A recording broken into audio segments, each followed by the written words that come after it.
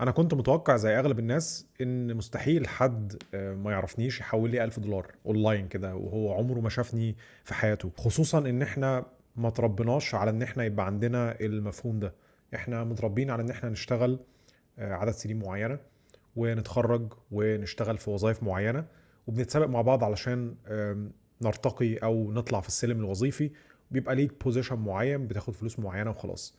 فكرة ان انت حد يحول لك فلوس من دولة تانية عمره ما شافك، دي ما كانتش موجودة تماما.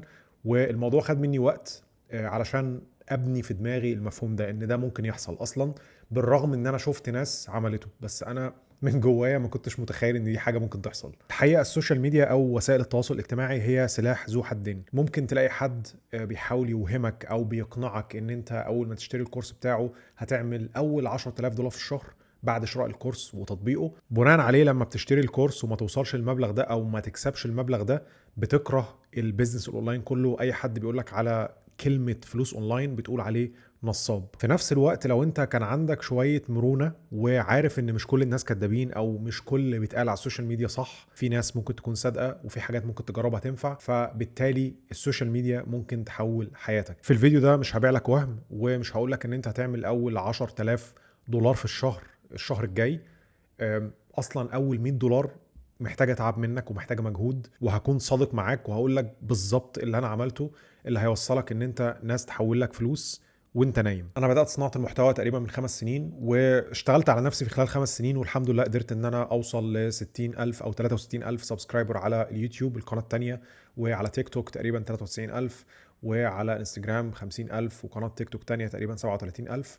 وقدرت في خلال اقل من 6 شهور ان انا اعمل تقريبا $20,000 من الكونسلتيشنز او من الاستشارات. بس يعني ايه الاستشارات؟ يعني حد بيحجز معايا ميعاد، بدخل معاه بفهمه يعمل ايه في حاجه انا حققتها، سواء كانت تغيير مجال السوفت وير، سواء كانت هجره، سواء كانت فتنس ان هو يخس ويعمل دايت لنفسه. وقدرت بالتجربه والخطا ان انا افهم السيستم اللي هيخليك ان انت تعمل فلوس من موضوع الاستشارات وفيما بعد المنتجات الالكترونيه. انت بتبيع خبرتك وبتوصل ان انت تنجح في بيع منتجات الكترونيه او حتى خدمات استشاريه مثلا، في ان انت توصل الناس لمرحله ان هم ما عندهمش اي شك ان انت هتغير لهم حياتهم او هتوصلهم للوضع اللي هم عايزين يوصلوا له. مشاكل الناس بتنحصر في 3 حاجات: المال والصحه والعلاقات. يعني الشخص بيبقى يا اما عايز يبقى معاه فلوس اكتر، يا اما بيبقى عايز ان هو صحته تبقى احسن او شكل جسمه يبقى احسن، يا اما بيبقى عايز يصلح المشاكل الزوجيه مثلا او العلاقات مع الطرف الاخر. ففي البيزنس بتاع بيع الخبرات او في المحتوى بتاعك بتحاول ان انت تقنعه ان انت قادر ان انت تحل له مشكلته اللي تعباه جدا في ايا من الجوانب دي. فالنيش بتاعتك او المحتوى بتاعك اللي انت هتتكلم فيه يبقى بيتكلم في ايا من المواضيع دي. كل واحد فينا عنده مجموعة من الخبرات، والخبرة اللي عندك دي ليها طبقتين او 2 layers. اول حاجة هي المعلومات نفسها، الحاجة التانية او الطبقة التانية هي الترانسفورميشن او التحول من نقطة معينة لنقطة تانية. النقطة بتاعت المعلومات هي الحاجات اللي انت عارفها، زي مثلا انت عارف تكتب كود، زي ان انت عارف تبني مثلا ويب سايتس او مواقع، زي ان انت عارف تعمل مثلا ورك فلو، بتعرف تعمل اي اوتوميشن، زي ان انت مثلا بتعرف تعمل فيديو اديتنج. دي الخبرة اللي عندك او المعلومات اللي عندك. الترانسفورميشن او التحول، الخبرة بتاعتك دي هتأثر ازاي في حياة الشخص التاني، هتحوله الوضع عامل ازاي. معظم الناس بتفشل في البيزنس الاونلاين او بيزنس بيع الخبرات او اقناع اي شخص ان هو يشتري منتجاتها، لانها بتركز على الطبقة الاولانية، بتحاول تقنع الناس بالمعلومات اللي عندها، تطلع تتكلم في معلومات تقنية. انت ما بتفهمش الشخص انت هتأثر على حياته ازاي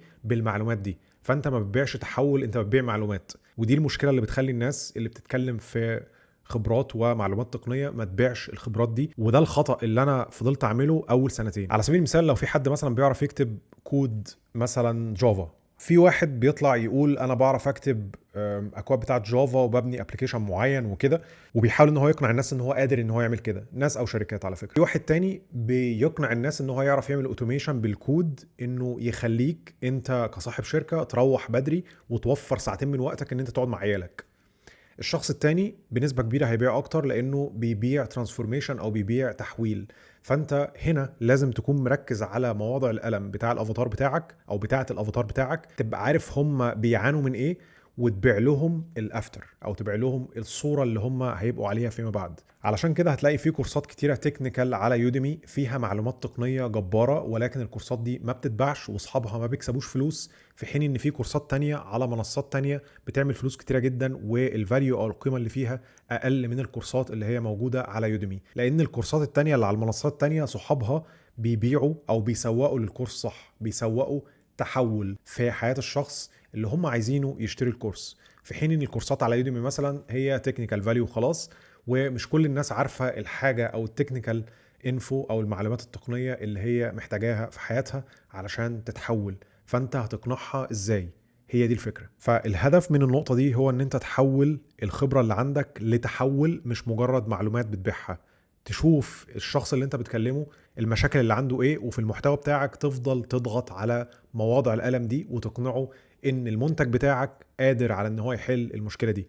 وطبعا والاهم من ده كله ان انت ما بتنصبش على حد، انت عارف فعلا ان المعلومات اللي انت بتقدمها مفيدة وفعلا هتحول حياة الشخص. فهنا هتقنع شخص ازاي ان هو يوصل لمرحلة ان هو يحس ان هو غبي لو ما اشتراش العرض بتاعك. الخطوة الاولى هو ان انت تحل ألم عند الشخص. انا اول ما بدات اعمل محتوى عن الفتنس كنت فاهم الناس في المحتوى بتاعي ازاي يخسوا، ازاي يعملوا كالوري ديفست او عجز سعرات حراريه، الكربوهيدرات، البروتين، الفاتس، الكلام ده كله كنت بفهمهم مثلا لو وزنهم وقف يعملوا ايه والكلام ده كله. لما كنت بعمل كده ما كانش بيجي لي فيوز كتيره، بالرغم ان انا كنت بقول معلومات ادعي ان هي كانت كويسه جدا ومعلومات مش ناس كتير عارفاها، ولا كنت ببيع اي برامج فتنس. لما بدات بس احل مشكله او اضغط على مواضع الم عند الناس، زي ان هم مثلا مش عارفين يجيبوا اللبس اللي هم بيحبوه، مش عارفين يقلعوا التيشيرت على البحر، عنده احراج لما بيجي يتعرف على حد، يتعرف على بنات مثلا او غيره، عايز ان هو يلعب مع عياله بس مفيش حيل، بدات اضغط على مواضع الم وحاجات الناس بتعاني منها في حياتها، بدات الفيوز تزيد، وفي نفس الوقت بدات ان انا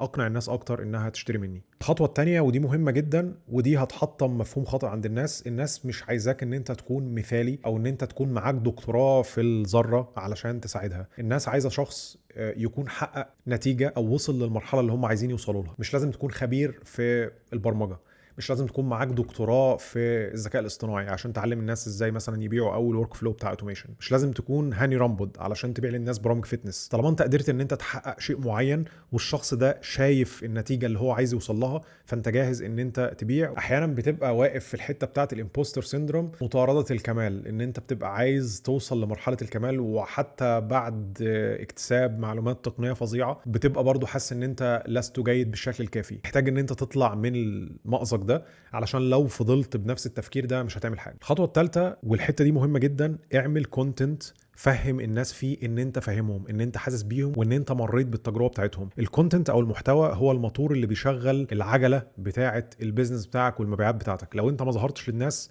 الناس مش هتبقى عارفاك. لو انت ما اتكلمتش على المنتج بتاعك، الناس مش هتعرف ان انت بتبيع ايه. فمحتاج ان انت تطلع دايما وتوصل الناس لمرحله ان هم يقولوا الشخص ده فهمني، هو ده فعلا اللي انا محتاجه. على سبيل المثال لما بدات برضو اعمل برامج بتاعه فتنس، كنت بتكلم دايما على موضوع الطاقه، وان انا دايما في نص اليوم بحس ان انا عندي خمول شديد وما عنديش اي طاقه ان انا اشتغل على السايد هاسل بتاعتي او البيزنس اللي انا بشتغل عليه بعد الشغل. فبدات ان انا اريليت مع ناس كتيره، او بدات ناس كتيره تقول هو ده اللي انا حاسس بيه. بدات بعد كده اقول لهم انا تغلبت على هذه المشكله ازاي، وانا عندي الحل بتاعكم. وفي نفس الوقت بدات ان انا اقدم الخدمه اللي انا بقدمها دي او اللي انا عايز اقدمها او عايز ابيعها لناس، وبدات الناس دي تديني ريفيوهات او اراء، وبدات اثبت ان انا فعلا قدرت احل المشكله دي لناس تانية. وهنا بتيجي الخطوة الثالثة، حاول تجمع أكبر قدر من الآراء عن الخدمة بتاعتك أو البرنامج بتاعك. مفيش حد عايز يشتري الخدمة أول واحد أو يشتري المنتج أول واحد. أنت لو دخلت على أمازون ولقيت مثلا في منتج محدش اشتراه قبل كده، غالبا مش هتشتريه. فحاول ان انت تدرب ناس بشكل مجاني وخد منهم ريفيوز.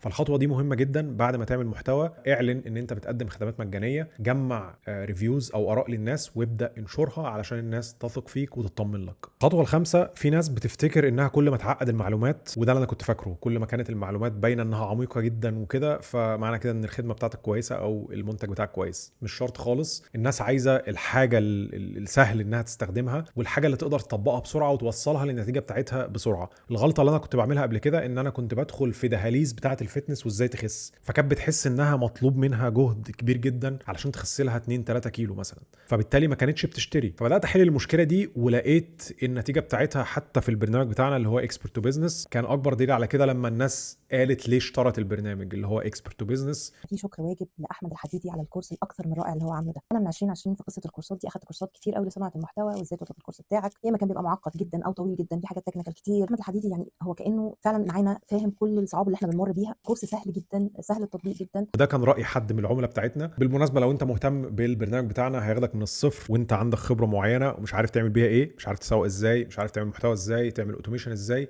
لحد ما يبقى عندك بيزنس اونلاين ناجح. فبص على اللينك اللي موجود اسفل الفيديو، هتلاقي فيه خصم حاليا موجود، فاستغل الخصم ده. الخطوه السادسه واهم خطوه في كل اللي انا قلته، في ناس كتيره هتقدم نفس المحتوى اللي انت بتقدمه، بس 90% من الناس دي ومن تجربتي انا الشخصيه ما بيستمروش في اي حاجه. على فكره مش لازم محتوى، يعني الاستمراريه هتلاقيها قليله. فخلي موضوع عدم التزام الناس ده يكون في صالحك، وده اللي انا بعمله. انا مش اشطر واحد ولا اذكى واحد، ولكن انا مفيش حد هيقدر يشتغل قدي، فانا بستغل الموضوع ده في صالحي. انا برضو برتاح، يعني أنا مش حمار شغل لدرجه ان انا ما بنامش ولا كده، لا انا بقدر قيمه الراحه وكده، بس انا مستمر. فانا بحاول استغل الموضوع ده في صالحي، وانا كمان عايزك ان انت تستغله في صالحك. حتى لو في ناس كتيره جدا بتقدم المحتوى بتاعك، انت لو عندك المصداقيه وبتدخل شخصيتك في الموضوع زي ما قلنا قبل كده ومستمر، لا محاله هتوصل وهتحقق اللي انت عايزه باذن الله. لو عايز تعرف رحلتي في البيزنس الاونلاين من الصفر، اتفرج على الفيديو اللي هيظهر لك هنا، وما تنساش تبص على اللينكس الموجوده في الديسكريبشن، واشوفكم في الحلقه الجايه.